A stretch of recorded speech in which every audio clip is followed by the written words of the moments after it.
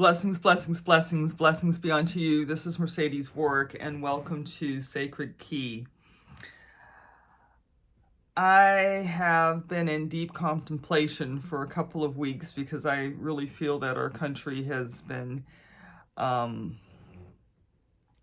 the midst of great change and evolution. And I found myself caught up in the energies of that, which was a happy thing for me because that was an indication of health. But it was also a little disturbing because we're walking through this energetic field that is so charged with so many different perspectives. And as always, I have been attempting to bring myself back into center, back into core, and not be mesmerized and caught up with all of the different opinions and shifts. And then there's the things that are happening just in daily, everyday living, right? So here is, I'm going to take a shot at this because it would be so tempting to be polarized or fragmented in and getting caught up in, as we would say, being of the world. I want to be in the world, but fully centered and fully in my peace. So a few years ago, I received an acronym, the REAL, and REAL is energize, realized energy, actualized in life.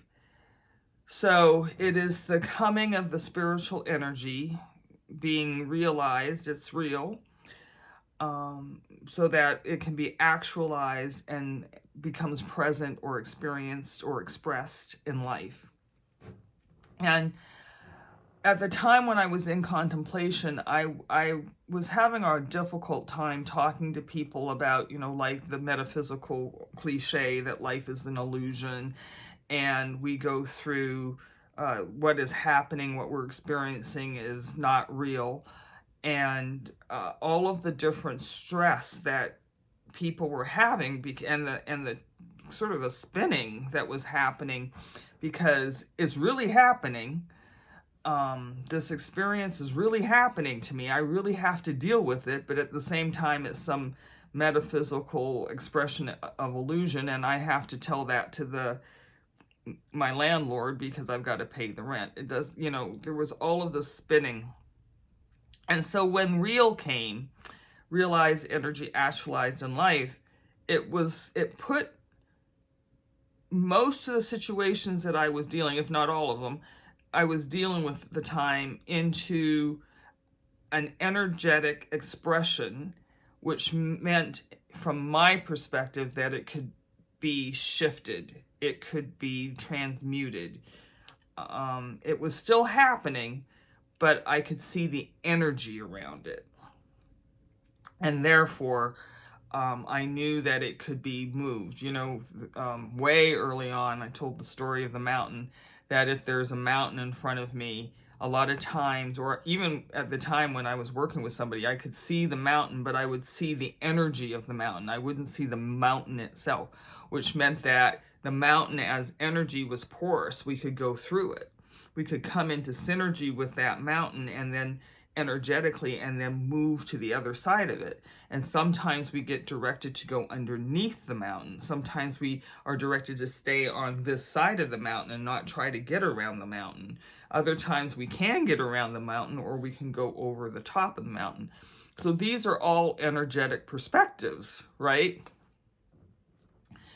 So as I've been in contemplation this week, it's been a little, I don't want to use the word confusing, but it's been circular, and there's been, these different swirling energies that have been coming into view. And I asked the divine,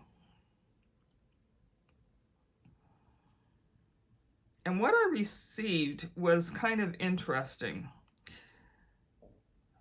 So this morning, in this morning's contemplation, I did as one womb this morning, and in this morning's contemplation, I had been listening to Richard Rohr, and he was saying something about third eye seeing. And I thought about that for a moment, and I went into contemplation. My guidance said third eye seeing, or divine eye seeing, and divine heart breathing. And when we come into those two places or states of consciousness and awareness, and we begin to look at what's in front of us or what we're experiencing through the divine eye and breathing it through the divine heart, it changes the frequency so we can see things differently. And then I heard everything is a metaphor. So I went to the dictionary, because that's what I do, and it was like, okay, a metaphor is like a telling of a story, a different perspective. Matter of fact, I think I wrote it down here.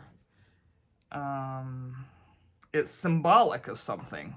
A metaphor is not literal, and it is symbolic of something. I started thinking about the abortion issue, crisis, however you want to position it. And all week I've been saying everybody's right. I mean, there's only one life. So there's life at conception. There's life as the baby develops in the womb.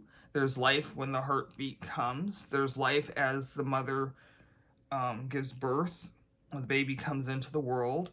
And if there wasn't a continuum of life,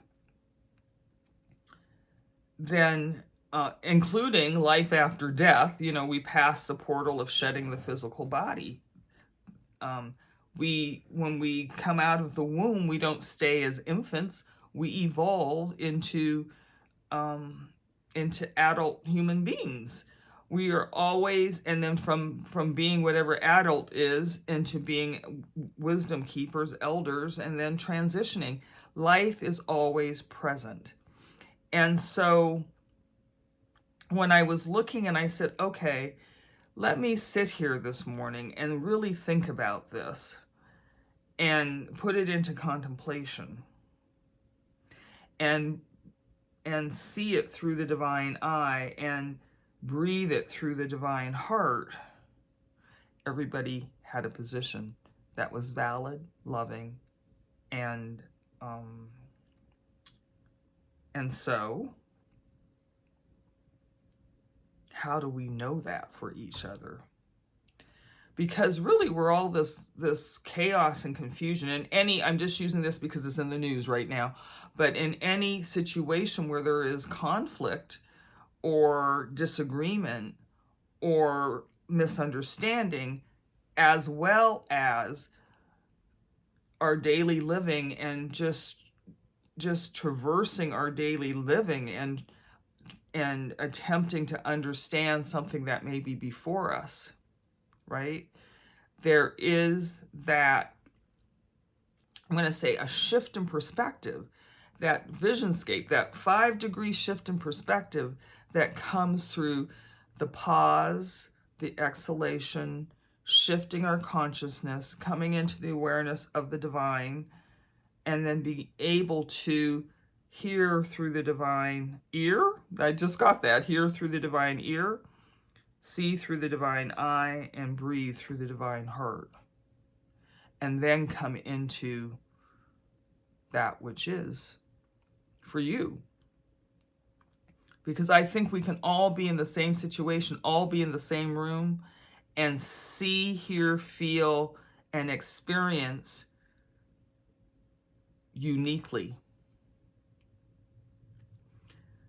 And so what the revelation in As One Womb was this morning was, we all carry that unique perspective and that unique light into the world, And that is our gift to bring forward. That is our voice to bring forward. That is our blessing to bring forward.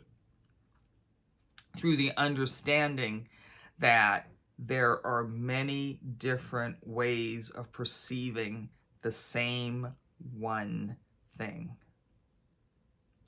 So I was very grateful, because it has been about 2 weeks of contemplating and massaging and trying to stay out of the middle of it and trying to understand exactly what was happening.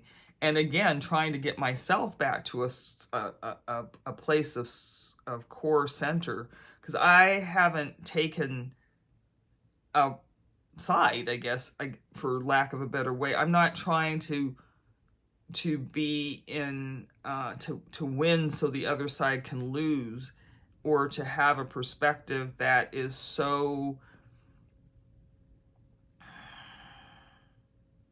adamant that it supersedes everything else that may be part of the realized and actualized living for somebody that's having a different experience than I am having. So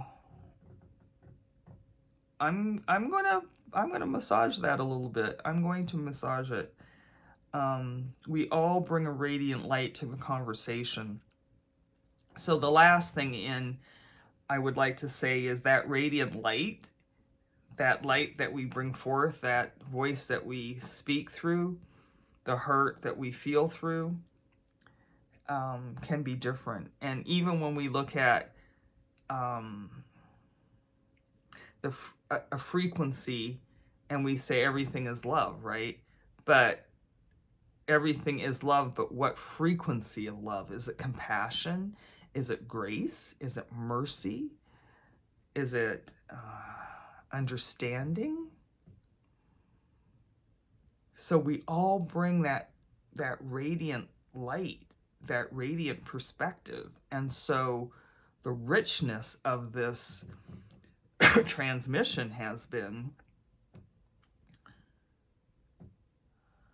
that we all can bring something into this world, into a situation that will allow us to come into a one whole holiness where we can revere our humanity. Okay? Blessings be unto you. Namaste. May you know the divine intimately.